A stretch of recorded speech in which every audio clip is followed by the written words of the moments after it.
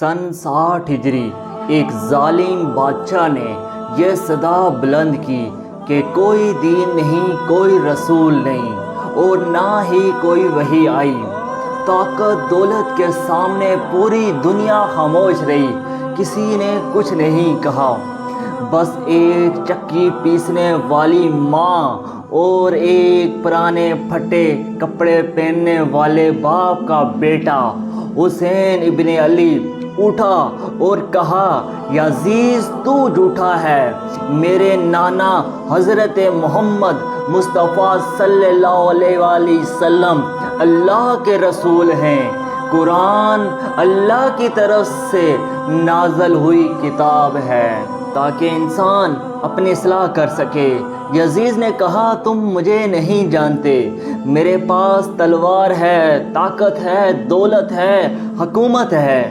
امام حسین نے کہا، میرے پاس صبر ہے، شرافت ہے اور صداقت۔ رات کی تاریکی میں امام حسین اپنے نانا رسول اللہ صلی اللہ علیہ وآلہ وسلم کے روضے پر آتے ہیں۔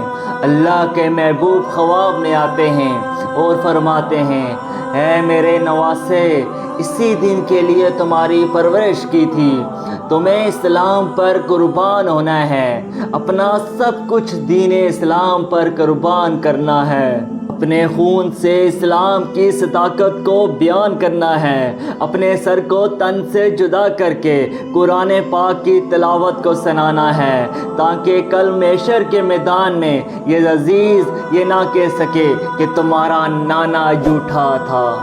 امام حسین صبر کرتے رہے۔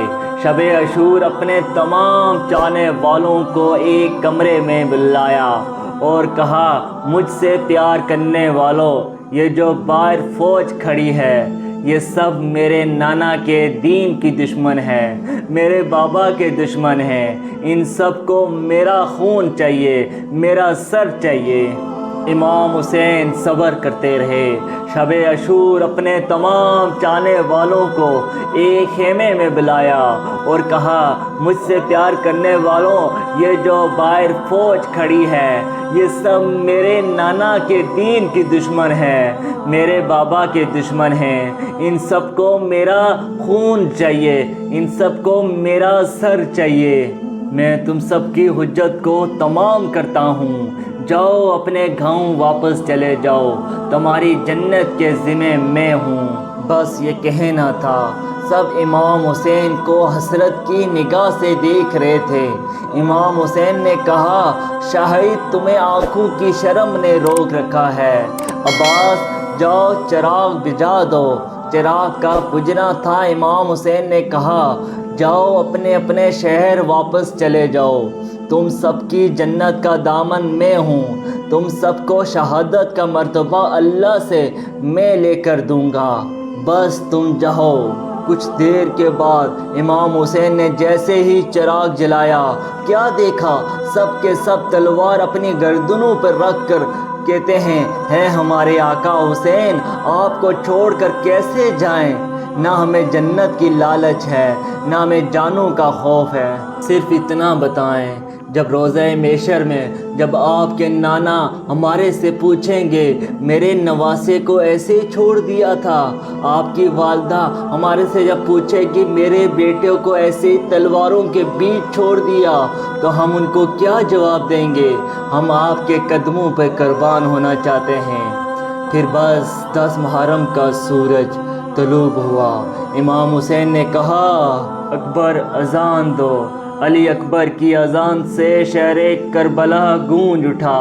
نماز فجر میں حضرت امام حسین پر حملہ ہو چکا تھا، ایک ایک حسین کے قدموں میں قربان ہوتا گیا۔ تاریخ نے لکھا، حضرت امام حسین اپنے نانا سے بہت پیار کیا کرتے تھے۔ نانا کی روح کے بعد بار بار اپنے بابا علی سے کہتے تھے، بابا مجھے نانا کی بہت یاد آتی ہے۔ حضرت علی کہتے تھے، اے حسین، نماز میں دعا مانگا کرو، اللہ تجھے پیغمبر عطا کرے۔ اللہ نے علی اصغر عطا کیا۔ جب بھی نانا کی یاد آتی علی اکبر کی زیارت کرتے تھے، اور جب علی اکبر نے کہا، بابا مجھے اجازت دیں، میں بھی دین اسلام کے لیے قربان ہونا چاہتا ہوں، میں بھی آپ کے قدموں میں قربان ہونا چاہتا ہوں۔ حضرت امام حسین نے فرمایا، جاؤ اکبر، اللہ کے دین کے لیے قربان ہو جاؤ۔ بس جیسے ہی گھوڑے کی زی زمین پہ آتی ہے، امام حسین علی اکبر کے پاس جاتے ہیں۔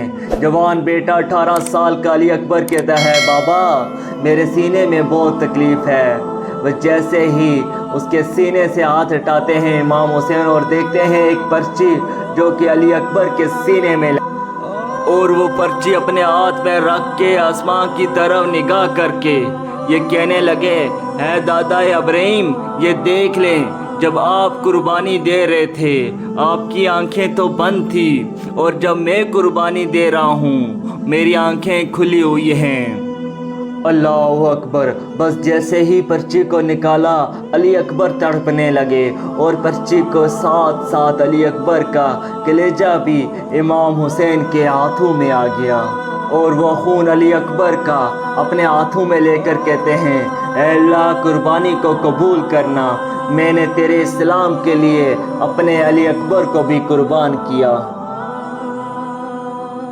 ایک اور 6 ماہ کا بیٹا علی اصغر اپنے آپ کو اپنی ماں کی گود سے گرا کر کہتا ہے، مجھے بھی میدان میں لے چلو، مجھے بھی اپنے آقا حسین کے قدموں میں قربان ہونا ہے۔ بس امام حسین کو بی بی ربا نے علی اصغر کو دے دیا اور کہا، میرے آقا یہ سوتا نہیں، اس کو پانی پلاؤ۔ امام حسین نے کہا، یہ 6 ماہ کا امام حسین اپنے 6 ماہ کے علی اصغر کو میدان میں لے آتے ہیں اور کہتے ہیں، اے لوگوں، اگر تمہاری جنگ ہے میرے نانا کے دین سے ہے، تمہاری نفرت میرے بابا علی سے ہے، مجھ سے ہے، اس 6 ماہ کے بچے کا کیا قصور ہے؟ اس کو 3 دن پانی نہ پینے کی وجہ سے اس کی ماں کا دودھ خشک ہو گیا ہے، بس چند قطرے اس کو پانی پلا دو۔ کسی ظالم نے کہا، اصغر اگر خود پانی مانگے گا تو ہم اسے پانی پلائیں گے۔ جیسے ہی امام حسین نے کہا، اصغر پانی مانگو، یہ سن کر عمر ابن سعد نے کہا، گرمالا جلدی سے اصغر کا نشانہ لو اور جلدی سے تیر سے اس کا کام تمام کر دو۔ یہ آل رسول ہے، اس میں کوئی شک نہیں، یہ اصغر پانی مانگ لے گا، اور اگر اصغر نے پانی کے لیے آواز دی، قوم یزید تک یہ آواز پہنچ جائے گی تو سب کے سب لوگ ہمارے قافلہ چھوڑ دیں گے۔ تاریخ نے لکھا، علی اصغر کو ایک تیر کان میں لگا اور ایک گلے میں لگا اور ایک کمر میں لگا۔ تیر اتنا بھاری تھا، جہاں جہاں تیر جا رہا تھا علی اصغر بھی وہاں وہاں جا رہے تھے۔ تیر علی اصغر کو چیر کر امام حسین کے بازو پر جا لگا۔ امام حسین نے جیسے ہی اپنے معصوم علی اصغر کو دیکھا، تاریخ نے لکھا، کچھ خون نکلا، کچھ ماں کا دودھ نکلا علی اصغر کے جسم سے۔ امام حسین نے وہ خون آسمان کی طرف پھینکنا چاہا، آسمان رونا لگا، کچھ زمین کی طرف پھینکنا چاہا، زمین تڑپ اٹھی۔ وہ خون اصغر اپنے چہرے پر مل لیا اور کہا، روزے محشر میں اپنے نانا کو دکھاؤں گا، اے نانا، آپ کے دین کے لیے میں نے اصغر کو کس طرح قربان کیا۔ بس امام حسین علیہ السلام اکیلے رہ گئے اور آگے زین العابدین کو نصیحت کرتے ہیں، اے سجاد، میرے بعد دین کی حفاظت کرنا، نماز قضا نہ کرنا، قدم قدم پہ اپنے نانا کی صداقت اور رسالت کو بیان کرتے رہنا۔ اپنی بہن بیٹیوں کو الوداع کر کے میدان میں آتے ہیں اور لا الہ الا اللہ محمد رسول اللہ کی صدا بلند کرتے ہیں۔ جو بھی علی کے سامنے آتا ہے فتنات ہوتا جاتا ہے، جو بھی حسین کے سامنے آتا ہے فتنات ہوتا جاتا ہے۔ بس ہم نے یہ مل کر فیصلہ کیا ہے، یہ عباس کا بھائی ہے، یہ علی کا بیٹا ہے، یہ نبی کا نواسا ہے، اس سے کوئی بھی جیت نہیں سکتا۔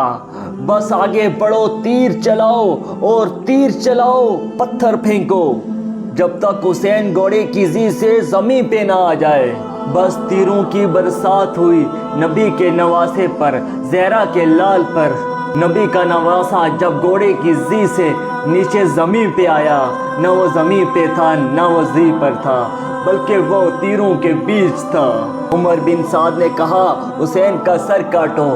جو بھی حسین کے پاس جاتا سر کاٹنے کے لیے وہ رو کر واپس آ جاتا۔ وہ کہتا حسین کے سامنے کھڑے ہوتے ہیں، حسین کے سامنے حضور صلی اللہ علیہ وآلہ وسلم کا مبارک چہرہ نظر آتا ہے، اس لیے وہ رو کر واپس آ جاتا ہے۔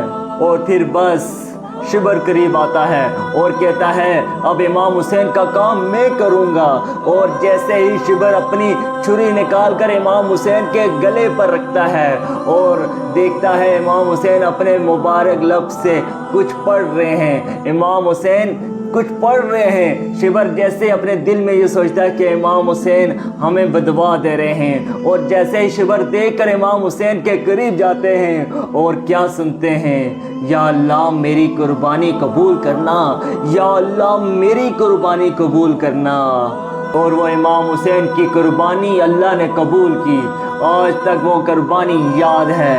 سلام ہو امام حسین پر، سلام ہو امام حسین پر۔